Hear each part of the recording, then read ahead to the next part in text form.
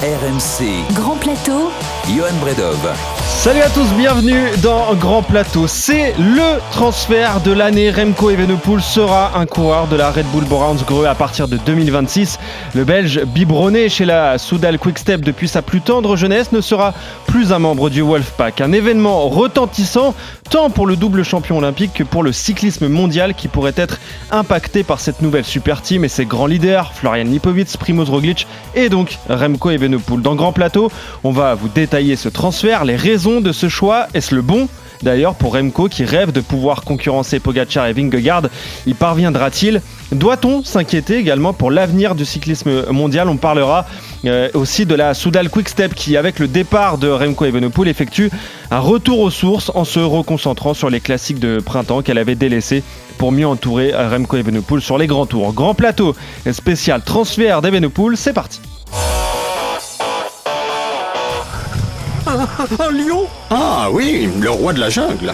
Vite, c'est l'heure d'un Red Bull. Attention parce que là Remco Evenepoel est en train de partir tout seul. Il est en train de partir tout seul. Remco Evenepoel à 29 km 800 de l'arrivée. Un Red Bull? Mais ça ne te rendra pas plus rapide que le lion. Il a apporté une accélération qui a été fatale à Thomas Pidcock. Pas besoin d'être plus rapide qu'un lion. Juste plus rapide que toi. Et oui, c'est un triomphe. C'est un triomphe pour Remco Evenepoel. L'arc-en-ciel a surgi de la pluie. Le Benjamin des Fantastiques remporte pour la deuxième année d'affilée la doyenne des classiques. Le trésor est en dessous. Vas-y, creuse. Plus vite. Plus vite. Creuse plus vite. Il n'y a pas que Tadej Pogačar, il n'y a pas que Mathieu Van Der Poel, il n'y a pas que Wout van Aert, il y a aussi, qu'on se le dise, Remco Evenepoel. Viens. Bois un Red Bull. C'est mieux.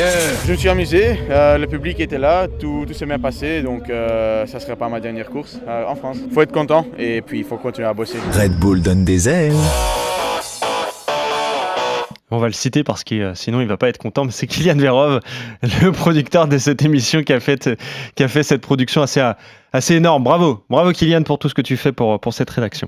Donc Remco Evenepoel qui s'est donc engagé avec la Red Bull Bora. Et déjà Pierre, on va voir avec toi, mais c'est un des plus gros contrats de l'histoire du cyclisme. C'est le deuxième plus gros. Je vous ai pas présenté, tiens, d'ailleurs, je vous ai pas présenté, mais on est avec Pierre Cochette et Maxime Martinez qui sont là, mais je suis tellement habitué à les avoir maintenant pour cet été. Bonjour à tous, bonjour à vous deux et bonjour à tous, comme on dit. Pierre, du coup, plus gros contrat de l'histoire du cyclisme. Deuxième. Puisque le plus gros contrat, c'est quand même Tadej Pogačar. Donc ça va être le deuxième coureur le mieux payé. On n'a pas les détails précis, mais d'après toutes les différentes indiscrétions, alors c'est un contrat de 3 ans, ce qui est long, mais pas très long. Ouais. Moins long que d'autres contrats au long cours, notamment ceux qu'ont signé UAE avec leurs jeunes pépites. Et en revanche, c'est au moins 20 millions sur 3 ans et plus 6 résultats. Donc, ça donne plus de 6 millions par an, limite garantie. Donc c'est une belle augmentation par rapport à ce qui touchait à Soudal. Ouais, c'est ça, surtout l'augmentation par rapport à ce qui touchait avec l'équipe belge. Maintenant, ce qui pose question aussi, au-delà de la durée du contrat, au-delà des revenus et du salaire, c'est le timing. Les transferts dans le cyclisme, on le sait, sont articulés autour de la fin de contrat. Normalement, là, il restait encore une année pour Remco chez la Soudal, mais c'est pas la première fois que ça arrive, et d'ailleurs Red Bull Bora s'en est fait une spécialité, Maxime. Et oui, le cas Remco n'est pas un cas isolé. La Bora, désormais sous pavillon Red Bull, a déjà fait le coup à plusieurs reprises ces dernières années, et notamment avec le recrutement de son leader actuel, Primož Roglic. En 2021, le Slovène avait signé un juteux contrat avec la Jumbo-Visma qui courait jusqu'à la fin de la saison 2025, donc cette année. Mais à l'hiver 2023-2024, le contrat du vainqueur du précédent Giro est racheté par la formation allemande, moyennant un beau petit chèque de 5,5 millions d'euros. L'année dernière, c'est Maxime Van Gils qui avait rompu son contrat avec la formation Lotto, qui durait jusqu'en 2026 pour rejoindre la Red Bull. Autre cas, celui de Wout van Aert. Lors de son passage en World Tour en 2018, le Belge avait résilié unilatéralement son contrat avec son équipe Véranda Willems-Crelan pour rejoindre quelques semaines plus tard la Jumbo-Visma.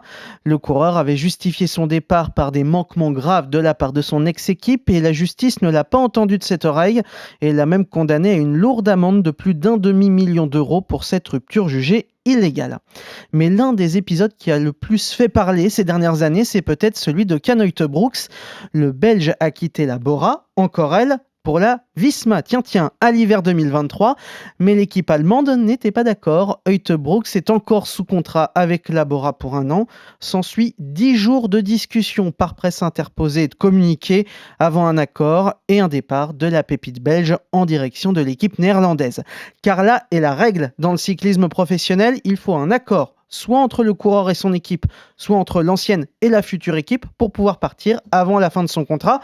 Un accord qui contient souvent une clause financière, comme quand Egan Bernal est passé d'Androni Giocattoli à Ineos pour 300 000 €. Et si cette pratique paraît récente, elle ne l'est pas tant que ça. Il y a 15 ans, déjà, en 2010, Bradley Wiggins rejoint la Sky, désormais Ineos, alors qu'il a encore 1 an de contrat chez Garmin, désormais IF. Voilà, ça s'est accéléré, comme on l'a compris avec le papier de Maxime Pierre, ça s'est accéléré dans les dernières années avec les super teams, on va y revenir, et surtout la Red Bull maintenant qui s'en fait une spécialité, ça devient presque normal, en tout cas chez les grandes équipes. Oui, la Red Bull réinvente le transfert dans le vélo, un transfert tel qu'on peut le connaître dans le foot, avec des montants quand même beaucoup plus bas et avec des cibles beaucoup plus réduites. Ils font pas ça pour n'importe qui non plus. La Red Bull veut aller vite et il n'y a pas beaucoup de coureurs disponibles sur le marché du cyclisme parce que les contrats sont ce qu'ils sont et qu'ils sont respectés et qu'on ne peut a priori pas les casser, sauf cas exceptionnel. Et c'est pour ça aussi qu'ils mettent les moyens pour avoir, avec effectivement des fortunes diverses. On a parlé de Maxime Van Gils, ça n'a pas donné les résultats escomptés pour l'instant. Mais c'est pour eux le seul moyen de monter au niveau où ils veulent être et concurrencer les UAE ou Visma dans un futur proche. Est-ce qu'on va aller, Maxime, vers une généralisation de ce système de transfert maintenant en cassant les contrats avant leur terme? En tout cas, on voit que le cyclisme est en train de changer d'air. Déjà depuis plusieurs années, c'est les équipes États qui ont pris le pouvoir côté UAE et Bahreïn, des sponsors XXL aussi, comme Red Bull, comme Lidl, comme Decathlon, des entités qui n'ont pas ou très peu de limites. En réalité, ils peuvent aligner les billets pour faire ces transferts. Alors, en effet, c'est sur certains coureurs en priorité pour pouvoir faire grandir plus vite une équipe. C'est pas la planche à billets pour tout et n'importe quoi. Mais oui, c'est en train de, pas de se généraliser, mais d'être de plus en plus important dans le cyclisme mondial. Et c'est ce qui expliquait notamment Marc Madiot. On va l'entendre tout à l'heure. Ouais, on l'écoutera tout à l'heure, Marc Madiot qui nous parlait des super teams et de l'impact que ça pourrait avoir sur les petites équipes. Mais Evenepoel aussi, pour être complet, il lui restait donc un an de contrat chez la Soudal. Bon, il n'est pas parti fâché, contrairement à Van Gils où vraiment il y a eu une vraie négociation et un vrai duel entre lui et son équipe. Voilà, il y a une décision. Evenepoel voulait pas prolonger au-delà de 2026 et a décidé et c'est la Soudal presque qui a décidé de le laisser maintenant partir. En fait, le départ d'Evenepoel, on en parle là, on est l'été 2025, mais en fait, ça fait 2 ans que ça traîne. Ça fait 2 ans qu'on sait que Remco Evenepoel ne va pas faire toute sa carrière à la Soudal Quick-Step. Ça fait aussi 2 ans que la Soudal Quick-Step, et c'est pas du tout un hasard, est aussi en train de changer de management, n'appartient plus à Patrick Lefebvre, etc., etc., et a un peu recentré sa stratégie. Et donc Remco sait qu'il n'est pas dans le futur de Soudal, comme Soudal sait que Remco n'est pas dans son futur à elle. Donc en fait, c'est aussi les deux ont à peu près la même vision. Donc c'est pour ça que ça se passe un peu mieux. Par ailleurs, effectivement, comme tu le disais, comme je le disais plutôt, ça fait 2 ans que c'est dans les tuyaux. D'abord, c'était Ineos qui était la mieux positionnée pour racheter le contrat de Remco. Ineos qui est, je le rappelle, la vraie première super team, et on en reparlera tout à l'heure. Ensuite, il a été question d'une fusion. Souvenez-vous, c'était l'été dernier entre, à l'époque, Jumbo-Visma et la Soudal Quick-Step parce que Jumbo arrêtait de sponsoriser l'équipe de Richard Plug. Donc là, ça n'a capoté parce que ça a fuité dans la presse et que les uns et les autres se sont rendus compte que ce deal n'était pas forcément le plus intéressant. Et donc, troisième super team à potentiellement récupérer Remco, et donc la bonne, la Red Bull Bora Hansgrohe, mais qui était un peu la dernière sur le marché, du coup, Ouais. pour pouvoir faire le Le deal. petit élément qui fait basculer aussi, c'est le contrat cycle. Remco est lié avec Specialized, qui est aussi le sponsor de la Red Bull, alors qu'avec Ineos, ça aurait Il est lié notamment avec posé, Red Bull d'ailleurs. hein, et il est lié avec Evenepoel. Red Bull aussi. Donc, Oui, oui, après, on a vu les équipes changer d'équipementier, comme par ailleurs un autre gros transfert cet hiver, mais dans le cyclisme féminin, avec l'équipe Groupama FDJ, qui est passée chez Specialized en même temps que l'arrivée de Demi Vollering. On dit que c'est pas lié. Bon, ça a peut-être pu aider quand même. Oui. Ça a dû aider, oui. Donc, oui, donc ça joue, mais on peut toujours changer de vélo. Oui. C'est pas toujours facile de changer d'autres choses. C'est vrai. Oui. Donc Remco Evenepoel lié à Specialized, qui est lié du coup avec la Red Bull. Maintenant, qu'est-ce qu'il va y trouver? Est-ce que c'est le bon choix pour lui de signer dans cette équipe? Tu disais, Pierre, c'est peut-être le dernier choix qu'il avait, mais finalement, ça restait, je pense, son premier choix à Remco Evenepoel de signer chez Red Bull. Qu'est-ce qu'il va y trouver maintenant? Alors, ce qui est sûr, c'est que le choix de rester à la Soudal n'était pas vraiment un choix qui était faisable ni pour lui ni pour la Soudal. Donc déjà, il fallait partir. Ensuite, pour aller où, qui pouvait payer Remco à partir du moment où UAE va pas le faire et où Jumbo, Visma, du coup, ne peut pas le faire non plus. Il reste beaucoup moins de choix. Ce qu'il va trouver, c'est déjà des gens qu'il connaît bien parce que ses proches vont venir, notamment aussi, et ça c'est très important, l'encadrement de l'équipe nationale belge. Van Torenot. Voilà, et qui est quand même la personne avec laquelle il a le plus gagné. Et il va trouver aussi et ça c'est Maxime Van Gils qui le racontait, la vraie différence entre les super teams et les autres. Certes, c'est le salaire qu'elles peuvent donner aux stars, mais c'est surtout tout l'encadrement et dans ce sport qui se professionnalise et qui se scientifise C'est ça, ouais. énormément. Voilà, Van Gils disait, à la loto, quand il y avait une personne pour faire un job, chez Red Bull, ils sont 10. Donc ça veut dire, alors forcément, peut-être que la personne est aussi efficace que 2, 3, 4, 5 personnes, mais que 10, forcément non. Forcément, le suivi va être beaucoup plus intense et va être adapté encore plus à Remco que ça n'était à la Soudal. Après, est-ce que ça va suffire, puisque c'est ça la vraie question, à gommer les lacunes que peut avoir Remco Evenepoel en haute montagne? Est-ce que ça, je suis pas sûr. Est-ce que c'est pas ça non plus qui va l'empêcher de tomber? C'est pas ça plein de choses, hein, mais ce qui est sûr, c'est qu'il fallait qu'il change et qu'il n'y avait pas 150 options non plus. Mais justement, en revenant sur l'aspect technique dont tu parlais, Pierre, la Red Bull vient également de la F1. Il y a beaucoup de staff de la F1 qui ont basculé sur le vélo. Ça aussi, c'est très important pour Remco Evenepoel, qui est très pointilleux sur le sujet. C'est un rouleur, hein. Bah oui. Donc il passe des heures et des heures et des heures en soufflerie pour essayer de trouver la meilleure position, le meilleur réglage. Voilà, mais c'est ce qu'on disait, hein. Il va pas changer de marque de cycle, il va pas changer de vélo, il va être dans un matériel qu'il connaît plus ou moins. Il va y avoir des adaptations, des améliorations, et sans doute la Red Bull là va pouvoir apporter des choses avec en effet l'expérience de la Formule 1. Mais pour lui, sur cet aspect-là, je suis pas sûr que ce soit une révolution tant que ça. C'est déjà le meilleur rouleur et c'est déjà le rouleur le plus aéro de tout le peloton. De l'histoire presque. Oui. C'est loin, donc bon.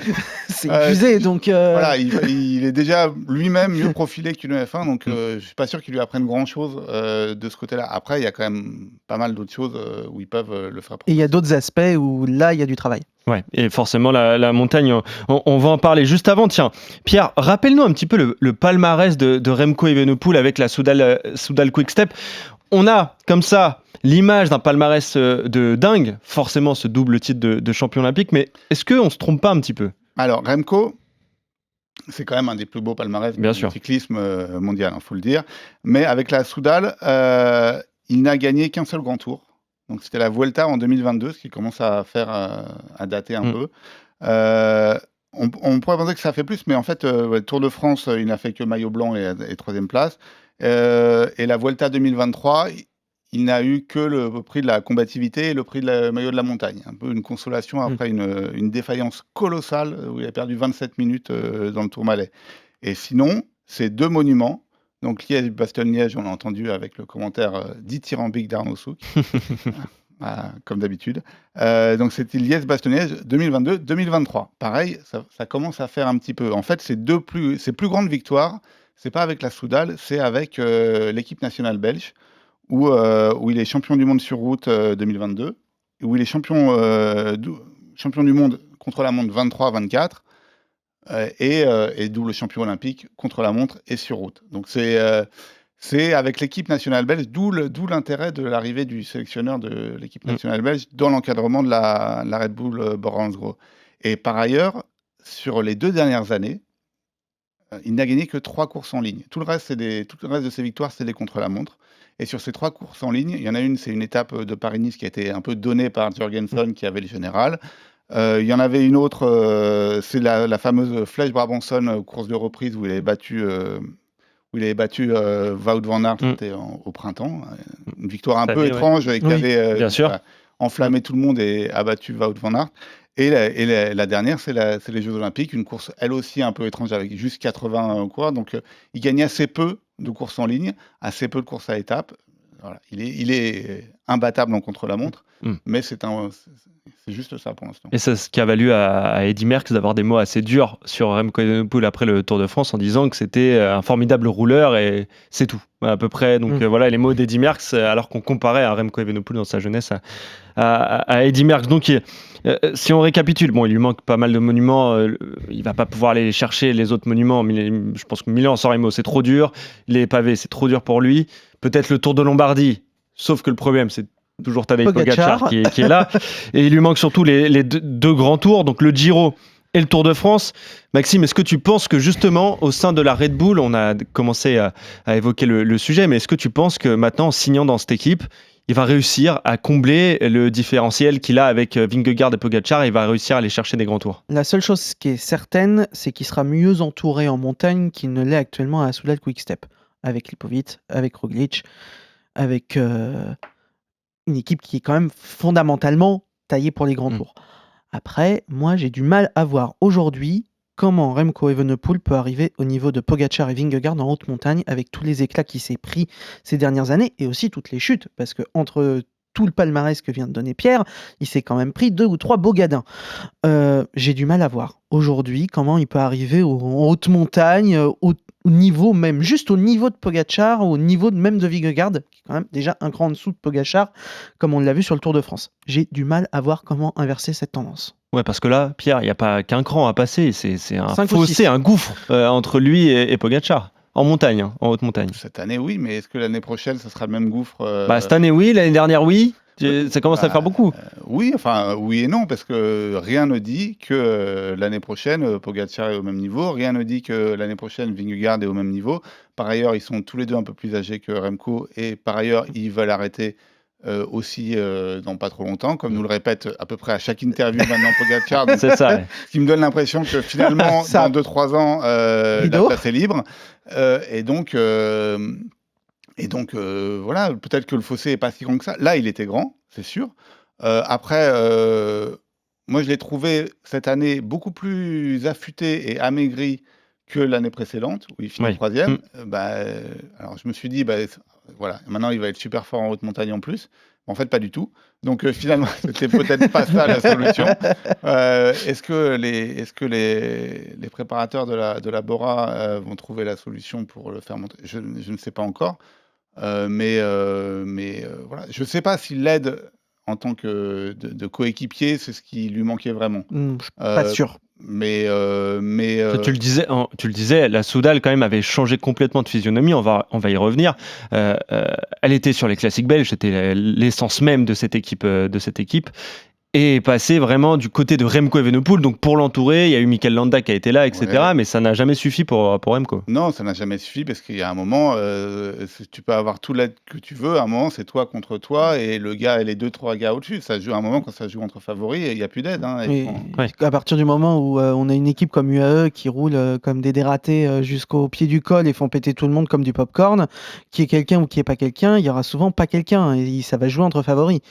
Donc l'aide autour, quand on n'est pas dans la top team ou la top team numéro 2, ça devient un peu inutile. Mais Et en plus, Remco a cet avantage-là de pouvoir rouler longtemps et fort.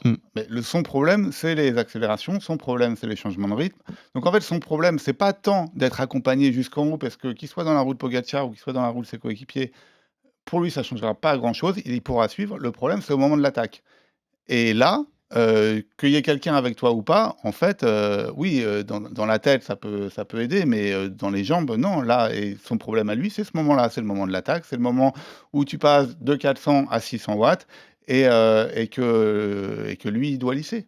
Et que pour le coup, soit il arrive à avoir cette explosivité-là sur les moments plus courts, et c'est ça que peut essayer de travailler la Bora. Soit il va toujours, il lâchera toujours. Après, peut-être que les tours se joueront plus sur ces moments-là, qu'il y aura des contre-la-montre plus longs, qu'il pourra gagner plus de temps, qu'il n'aura pas les soucis qu'il a eu de chute ou de maladie, parce que sinon il aurait eu un Giro en plus, voire deux. ouais. Mais bon, faudra voir ça. Donc pour Remco Evenepoel, mais justement, est-ce que le danger finalement, il vient pas aussi de sa propre équipe, parce qu'on parlait de Florian Lipovic, de Primož Roglic. Je pense surtout à Lipovic. Tu disais que Vingegaard et Pogacar étaient plus âgés que Remco. C'est pas le cas de Florian Lipovic, qui est plus jeune et qui est meilleur. En tout cas, il l'a prouvé sur ce Tour de France. Donc, est-ce que finalement, Remco Evenepoel est vraiment le leader de cette Red Bull Bora pour le Tour? On a un Florian Lipovic, en tout cas, qui est sur la pente ascendante. On ne sait pas pour Remco, puisqu'en effet, il y a eu toutes ces chutes et tout ça. Mais on a un Lipovic sur une pente ascendante et qui a fait quand même un Tour de France excellent. Donc, sur la haute montagne, moi, à l'instant T, aujourd'hui, je mise plutôt sur Lipovic.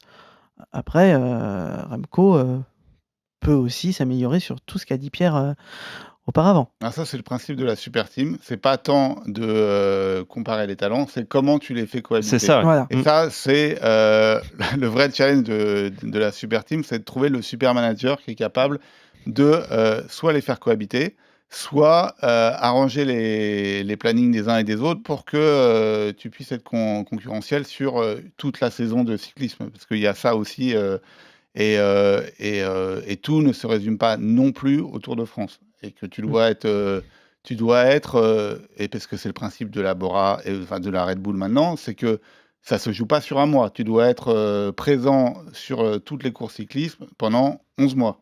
Et que du coup, tu vas avoir besoin d'un peu plus de monde. C'est ce qu'a fait UAE avec Pogacar, Ayuso, Almeida, en arrivant à en mettre un peu là, un peu là, un peu là.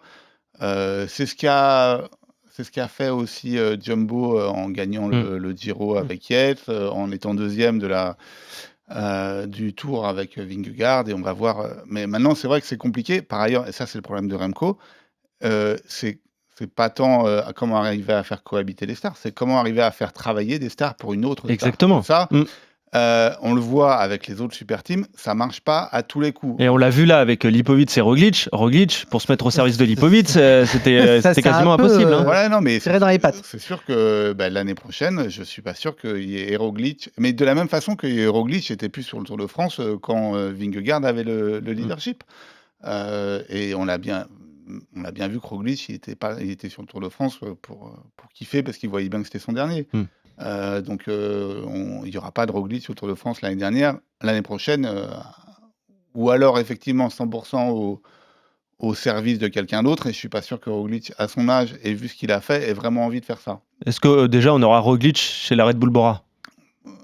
Je connais pas assez bien leur contrat, mais si on lui promet tu vas faire ça et tu vas pas être, vous n'allez pas être dans les mêmes courses, pourquoi pas, hein. Il a déjà cohabité comme ça avec chez Jumbo. Par ailleurs. Ouais, mais justement, il est parti après. Il est parti au moment où. C'est la cause de son départ. Oui, la cause de son départ, c'est qu'on lui a dit tu vas être leader sur la Vuelta, et qu'on lui a fait à l'envers. Il s'est retrouvé avec Vingegaard et Kuss dans les. Ouais, et qu'en plus, on a donné à Vingegaard plus de liberté qu'on lui en a donné. Et là, il s'est senti trahi, il est parti. Mais si le deal est clair, je vois pas pourquoi il partirait. En tout cas, ce qui est sûr, c'est qu'une super team avec 3 leaders qui vont jouer la même chose sur le Tour de France, ça a toujours foiré. L'exemple qui me vient en tête, c'est aussi une équipe allemande, c'est un autre cyclisme, je sais, mais c'est la T-Mobile époque Klöden, Ulrich, Vinokourov, avec 3 leaders qui jouent la même chose. Ça n'a jamais marché. Ouais, et puis il y a eu Astana après avec Armstrong, Contador, etc. C'était compliqué aussi. Après, bon, il y a eu la Sky, on va en reparler avec les Wiggins et Froome, mais là aussi, il y a eu des choses un peu Il y a eu compliquées. 2-3 épisodes croquants. Mais juste pour revenir sur Roglic, Maxime, est-ce que tu penses que c'est le moment pour Roglic de partir, de laisser la Red Bull, ou est-ce que non, il va délaisser le Tour de France comme le disait Pierre, il va se concentrer sur les autres grands tours? Moi, je vois Roglic, contrairement à Lipovic qui est sur une pente ascendante, je vois un Roglic qui est plutôt sur une pente descendante. Très, très descendante. Et très, très descendante. Donc, je pense qu'il peut peut-être se dire, je vais faire une dernière année à la Bora, Red Bull, pour finir, et puis aller me diriger vers une retraite tranquille où j'irai refaire du saut à ski dans les montagnes slovènes. Mais j'ai du mal à le voir rejouer le premier plan dans quelque équipe que ce soit, et je pense que beaucoup de personnes dans le peloton sont à peu près cet avis-là, et je vois pas dans quelle équipe il pourrait aller surtout. Quelle équipe serait prête aujourd'hui à mettre un billet sur Primož Roglic? Oui, un gros billet. Et un gros billet, je vois pas. Ouais, et puis il fait son âge aussi, Primož Roglic, donc voilà, il faudra cohabiter entre Florian Lipovic, entre Primož Roglic, si le Slovène reste, et donc Remco Evenepoel qui a signé chez la Red Bull Bora. La volonté de l'équipe allemande, c'est vraiment de rivaliser avec UAE et Visma, hein. On en parle en tant que nouvelle super team. Donc ça a à nouveau cette question, est-ce que avoir une troisième super team comme ça qui naît, j'ai envie de dire non, parce que la Red Bull Bora a déjà cette ambition, mais au moins qui pourrait rivaliser en termes de noms ronflants, en tout cas dans l'effectif, avec un budget absolument énorme, ça vous excite? Ça vous inquiète, Pierre? Pourquoi tu dis troisième? Je dis troisième parce que c'est derrière Red Bull, c'est derrière UAE et Visma.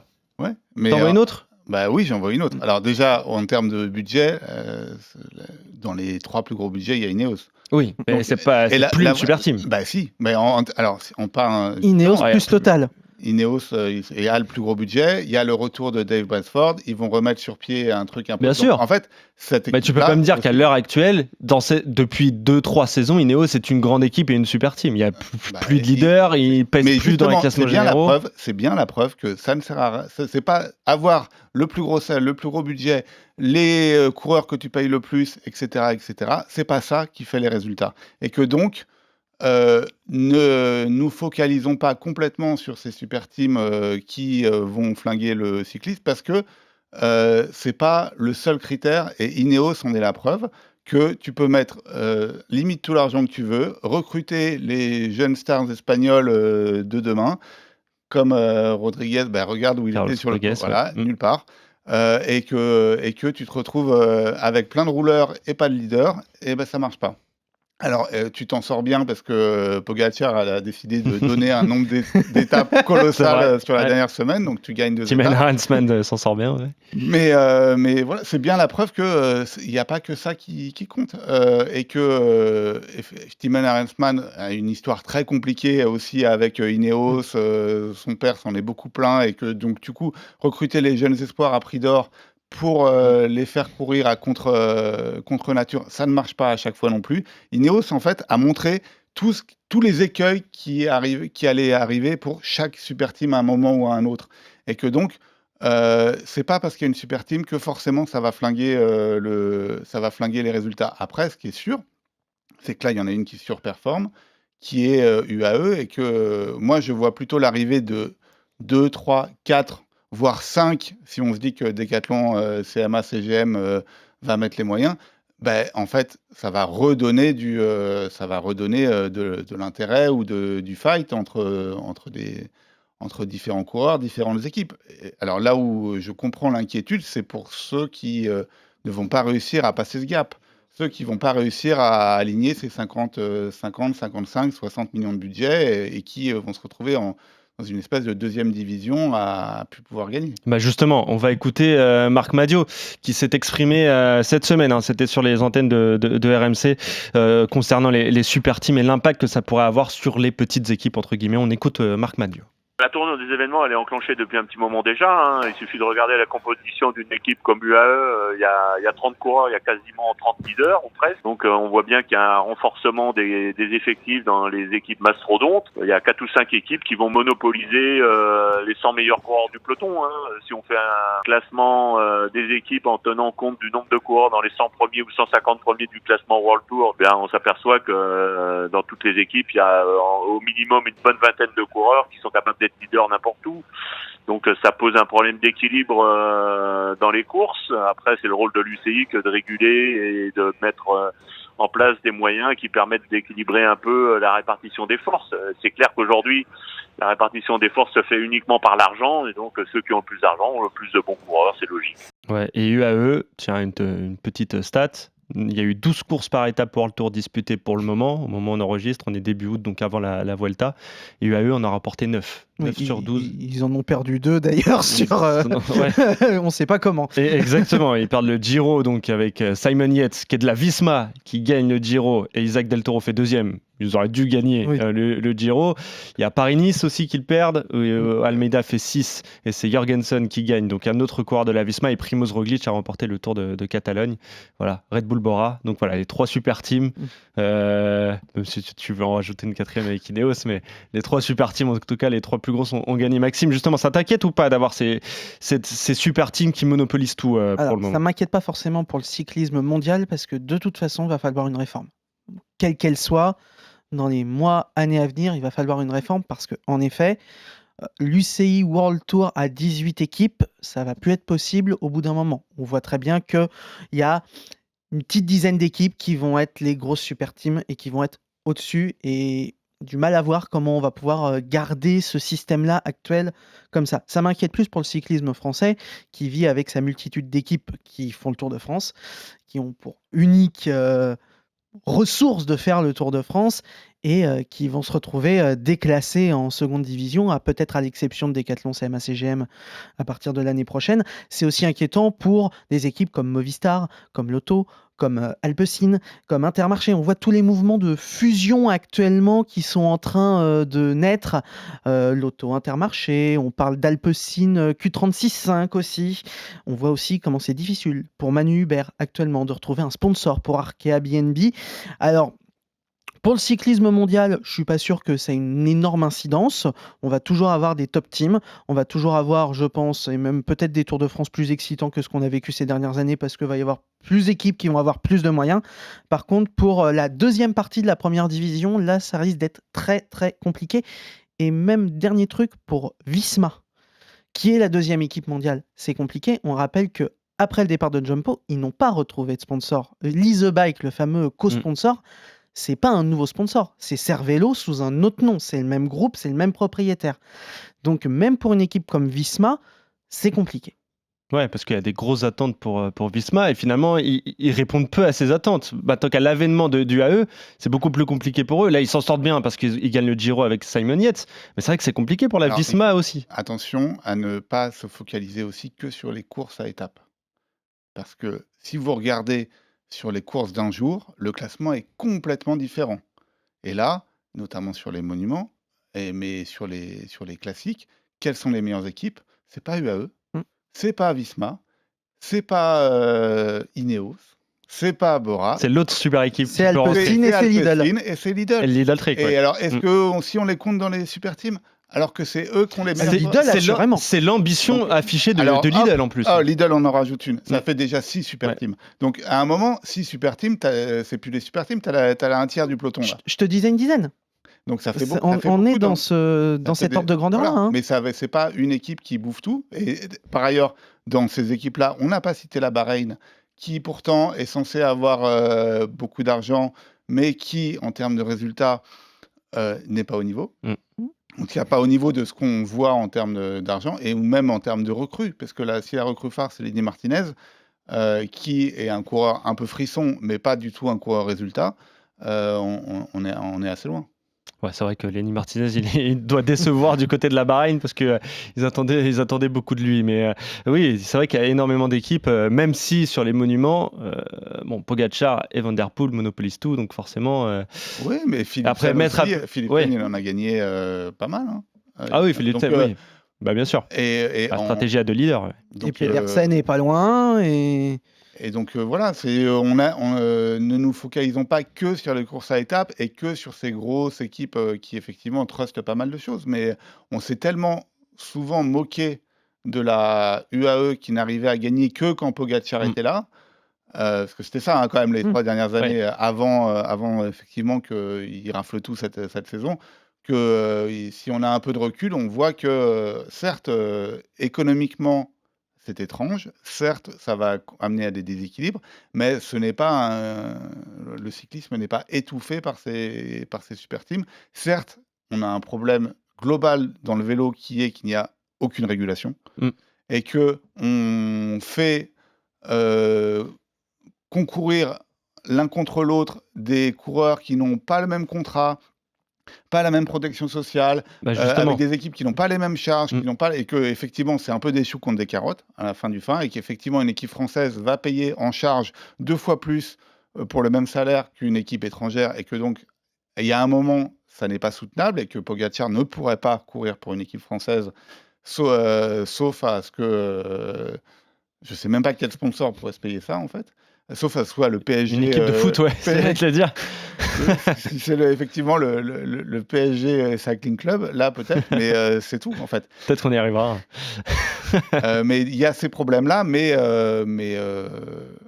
c'est pas un problème de super team, c'est un problème de réglementation globale du vélo qui n'existe pas. Et la passe D, elle est parfaite. On va écouter Jérôme Pinault. Jérôme Pinault qui s'exprimait, on le connaît, il s'est exprimé déjà à ce sujet dans Grand Plateau. Pareil, c'était sur RMC. Jérôme Pinault, donc, qui essaie de nous apporter des solutions comme ça pour réguler, des solutions pour l'UCI. On écoute Jérôme Pinault. Une super team française, il n'y en aurait qu'une. C'est Decathlon CMA CGM, à condition que l'UCI mette en place ce qu'elle a déjà dans les tuyaux, c'est-à-dire d'installer le siège social et le siège fiscal de toutes ces équipes sur le même pied d'égalité, c'est-à-dire en Suisse. Oui. À partir de là, on pourra peut-être jouer. Si on ne fait pas ça, on ne jouera jamais. C'est-à-dire qu'il y aura 4, 5 équipes qui vont tout dominer. Parce que s'il y a 8 grosses équipes, j'entends, et je te rejoins sur cet argument-là, oui, pourquoi pas, mais comment faire exister les autres ? On a besoin des autres équipes, surtout au long de la saison. On ne peut pas faire un Tour de France, un Tour d'Italie, mais un Grand Prix de Plouay, un Trobro-Léon, une Coupe de France qui fait émerger des jeunes talents avec 8 équipes seulement. Ce n'est pas possible. On a besoin des autres, mais les autres ne viendront plus. Aujourd'hui, dans ces 5-6 équipes dont cite Marc, il n'y a plus une équipe française. Alors, avec l'arrivée de CMA CGM, évidemment que Decathlon va pouvoir jouer dans cette cour-là. Mais encore une fois, on a Paul Sexas et on espère qu'ils vont pouvoir le garder sur du long terme. Mais derrière, c'est la Bérésina. C'est-à-dire que derrière, plus aucun manager général d'une équipe va pouvoir aller discuter à la table des entrepreneurs en disant « Mettez-nous 15 patates sur la table, on va faire une super équipe, on va aller au Tour de France ». Ben oui, mais pour faire de la figuration, par contre. Ce sont des sponsors privés qui financent le cyclisme et le sport. Et là, aujourd'hui, je sais quand même de quoi je parle. Ils sont en train de s'essouffler. En France, il n'y a plus une grande entreprise qui s'intéresse au cyclisme parce qu'on ne peut plus jouer. Jérôme Pinault dans les grandes gueules du sport. Pierre. Alors, je voudrais juste préciser un truc. C'est que les super teams et le fait que, en fait, comme le disait Marc Madiot, tu mets les 100 meilleurs coureurs dans 5 équipes, ça laisse des opportunités incroyables en fait. Et on l'a vu sur ce dernier Tour de France où en fait, les 10 meilleurs coureurs sur le papier au début de l'étape, ils étaient dans 3 équipes. Tu aurais très bien pu avoir un podium, effectivement, Pogacar, Vingegaard, Almeida, Evenepoel, Jorgensen, Lipovic, Roglic, et en gros, faire un top 10 avec 3 équipes. C'était possible en fait sur le papier. Ça s'est pas du tout passé comme ça, déjà parce que ça reste du vélo, il y a des chutes, il y a des... Bref. Mais aussi, ça a donné un terrain d'expression pour des gens qui étaient moins bons sur le papier, mais donc du coup, à qui on avait laissé une paire royale, un Ben Illy, et pas mal de l'équipe IF, ils s'en sont fait plaisir, hein, on les a bien vus. Un Jordan Jegat, c'était inenvisageable qu'il fasse top 10 en fait quand tu regardes les classements des coureurs avant. Regarde, il fait top 10 parce qu'en fait tous les autres ils ont bossé pour un tel, et du coup à un moment ils ont lâché parce qu'ils jouaient pas le général. Et donc en fait il y a des le top 10 du Tour de France, il est très ouvert au final, puisque c'est pas les 10 meilleurs coureurs qui jouent le top 10, puisque le 3e coureur, il va rouler pour le premier, le 4e, il va rouler pour le 2e, etc., etc. Puis à un moment, ils vont lâcher. Et à un moment, ils vont arrêter de jouer le général. Et donc, du coup, tu as un top 10 extrêmement ouvert. Et tu as des possibilités pour des coureurs qui ne sont pas dans les top teams, comme Jegat, comme Illy, comme Ben O'Connor. Ben O'Connor, c'est quand même, il a fait un sacré numéro à un moment. Il est bien remonté comme ça. Mais il faut profiter effectivement des occasions, du marquage entre les super teams, parce que là, Ben O'Connor, personne lui a roulé. Personne lui a roulé dessus. Hein. Ah oui, bah Même oui, limite, c'est sûr. Jorgensen lui a filé un coup de main. Donc, c'est te dire, parce que c'était le bordel dans la super team des jaunes. Exactement. Et donc, tu vois, ça donne aussi ces possibilités-là. Mais après, il faut pouvoir en profiter. Il faut pouvoir sauter sur l'occasion. Il ne faut pas avoir peur d'aller comme Jordan Jegad dans l'échappée du dernier jour à se faire insulter pendant 2 heures pour aller gagner du temps.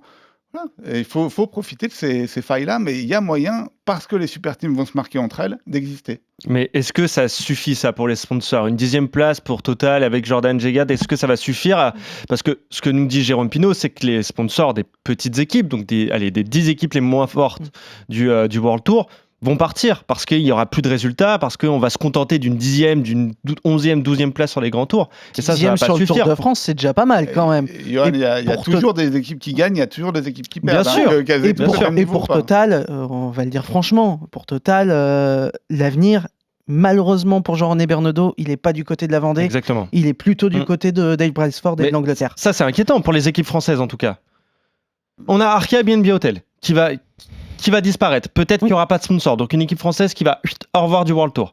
On a Total qui va certainement partir, comme tu le disais Maxime, pour Ineos. Une équipe française en moins.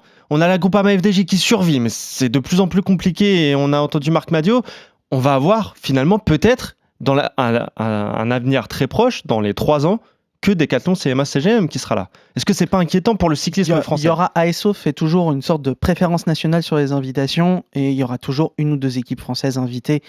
Et il y a des concurrents qui sont déjà, je vais vous donner un exemple. Anthony Ravard, qui est le patron de l'équipe CIC-U Nantes, a dit que son objectif était de faire le Tour de France pour 2032. Au rythme où on va, s'il arrive à monter en pro team, dans pas si longtemps, il peut y être parce que ASO voudra inviter 1 ou 2 équipes françaises. Donc ça, je pense qu'il y aura des équipes françaises. Quel niveau elles auront, on verra. Après, fondamentalement, oui, on va vers la création peut-être d'une super team française. Est-ce que c'est la solution? C'est peut-être la seule solution face à ça. C'est la solution, mais regarde l'Italie. Combien Ils il y a ont plus d'équipes rien. italiennes? Il y en a plus. Il y en a plus. Bah oui. Donc, l'Espagne, ils ont que Movistar. Mais c'est triste Bah, pour c'est un triste, pays avec c'est- une aussi riche histoire en vélo. Oui, bah, ça s'appelle le capitalisme et l'économie de marché. Et le fait qu'il n'y ait pas de régulation, c'est bien le problème. Et que le fait que tu payes 2 fois plus en charges sociales que si tu es suisse ou que si tu es aux Émirats. Bien sûr que c'est un problème. Bien sûr que c'est inquiétant. Mais je veux dire, c'est aussi comme ça que ça fonctionne. Oui, Et que donc, malheureusement. soit tu trouves des 2, 3, effectivement, mais avoir 10 équipes françaises, c'est pas possible en fait. Donc soit tu en auras 2, 3 avec des sponsors, une qui acceptera de faire effectivement des coups et de pas jouer IF, ils leur ont pas dit les gars, mettez 25 millions, on va gagner le Giro. Ils savent, et pourtant Carapaz, il n'était pas très loin. Mais ils savent qu'ils vont faire des coups, qu'ils vont exister, qu'ils vont se créer une image jeune et un peu fun, et puis ils vont faire des coups. Et puis, ils vont tenter des trucs. C'est ça qu'ils vendent. Ça, pour le coup, c'est faisable. Peut-être. En tout cas, voilà l'avenir du vélo. Jérôme Pinault proposait de mettre toutes les équipes sous le même régime fiscal, donc en Suisse, là où est le siège de l'UCI. Mais c'est là maintenant. C'est à l'UCI d'agir et c'est à l'UCI de faire des régulations. S'il y a la proposition, alors, on entend beaucoup parler du salary cap. Je suis pas sûr que ce soit la meilleure idée parce que c'est très facilement contournable le salary cap. On le voit en top 14 notamment. C'est pas forcément l'alpha et l'oméga. Par contre, on parle aussi de points UCI cap. On ne pourrait pas avoir une équipe qui a plus de tant de points UCI. Pourquoi pas? Ça, maintenant, c'est à l'UCI de décider. C'est à David Lappartient. Les clés sont dans ses mains. Maintenant, c'est à lui de proposer des régulations pour définir qu'est-ce que va être le cyclisme dans 5, dans 10, dans 15, dans 20 ans. Quel modèle on veut avoir? Quel modèle de sponsoring? Quel modèle de droit télé?